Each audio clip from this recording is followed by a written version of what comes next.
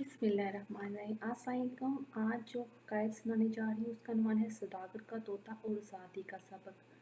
باہر کا سوداگر ایک دفعہ ہندوستان آیا۔ اسے یہاں سے ایک طوطا ملا جس کی باتیں بڑی میٹھی، جس کی ادائیں بڑی دل پسند اور جس کی صورت بڑی پیاری تھی۔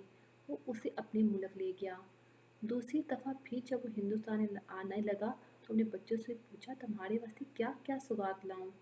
سب نے اپنی دل پسند اشیاء بتا دی۔ طوطے نے کہا، تم بھی بتاؤ۔ طوطا بولا، آقا میری ایک فرمائش ہے، وہ پوری کرانا۔ پوچھا وہ کیا؟ طوطے نے کہا، جب تم فلاں دریا کے پار ہوگے تو تمہیں ایک پرفضا پہاڑی دکھائی دے گی۔ وہاں ایک طوطوں کا جھنڈ نظر آئے گا۔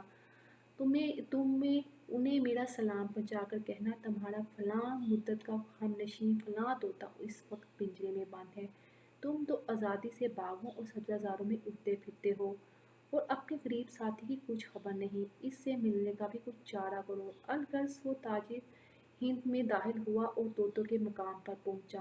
گھوڑا کھڑا کیا اور کہا، اے طوطوں، اپنے بچھڑے ہوئے کا پیغام سن لو۔ جو میرے گھر میں ہے وہ سلام کہتا ہے اور افسوس کرتا ہے کہ تم کو اس کے بغیر شاہوں پر جھولنا اور سبزے پر لوٹنا کس طرح باتا ہے۔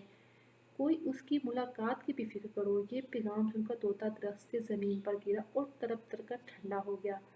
سوداگر اس پیغام رسانی پر بڑا شرمندہ ہوا کہ میں نے ناحق اپنی زبان کو حرکت دے کر ایک جان گنوائی۔ تلوار کا زخم تو بڑھ جاتا ہے مگر زبان کا زخم نہیں بڑھتا۔ الغرض وہاں سے افسوس کرتا ہوا رخصت ہوا۔ اپنے کاروبار سے فراغت پا کر جب گھر پہنچا اور سب کو تحفے تقسیم کر چکا تو طوطا بولا، آقا ہمارا کام؟ سوداگر نے کہا، طوطے کیا بتاؤں، میں تو تیرا پیغام دے کر بہت پچھتایا۔ اب تک اس کی مذمت میرے دل میں ہے، کاش میں پیغام نہ پہنچاتا۔ طوطے نے پوچھا، آخر ہوا کیا ہے؟ اس نے کہا کہ میں بتاؤں، تجھے بھی سن کر صدمہ ہوگا۔ خدا جانے اس جھنڈ میں تیرا کوئی سگا بھائی تھا جو پیغام سنتے ہی نیچے گرا اور تڑپ تڑپ کر سرد ہو گیا۔ طوطے نے کہا، ہائے! اور اسی طرح وہ بھی پھڑکنے لگا حتیٰ کہ اس کی پھڑپڑاہٹ بند ہو گئی اور وہ پنجرے میں مردہ بن کر پڑ گیا۔ سوداگر کو اور بھی افسوس ہوا کہ میں نے قاصد بن کر دو کا خون کر دیا۔ افسوس، میرے گھر کی زینت اور دل کا بہلاوا طوطا میری بے وقوفی سے جان بحق ہو گیا۔ سوداگر خوب جی بھر کر رو چکا تو طوطے کو پنجرے سے نکالا اور ایک طرف ڈال دیا۔ دیکھتا کیا ہے کہ طوطے نے ایک چونچڑی لی اور اڑ کر درخت پر جا بیٹھا۔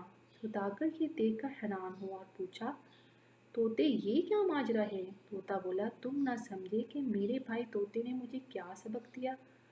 اس نے اپنے عمل سے بتایا کہ قید سے کس طرح رہائی پا سکتا ہوں۔ تم نے دیکھ لیا کہ میں نے تمہارے سامنے مر کر آزادی حاصل کر لی۔ افسوس، میری زبان نے مجھے پنجرے میں قید کر دیا۔ کیا ہی خوب فرمایا ہے بانی علیہ السلام نے کہ جس نے زبان کو روک لیا وہ محفوظ ہو گیا۔ میری ایک نصیحت دل کے کانوں سے سن لو کہ آزادی بڑی نعمت ہے۔ اگر آقا شہنشاہ اور باپ سے بھی زیادہ مہربان ہو پھر بھی غلامی لعنت ہے۔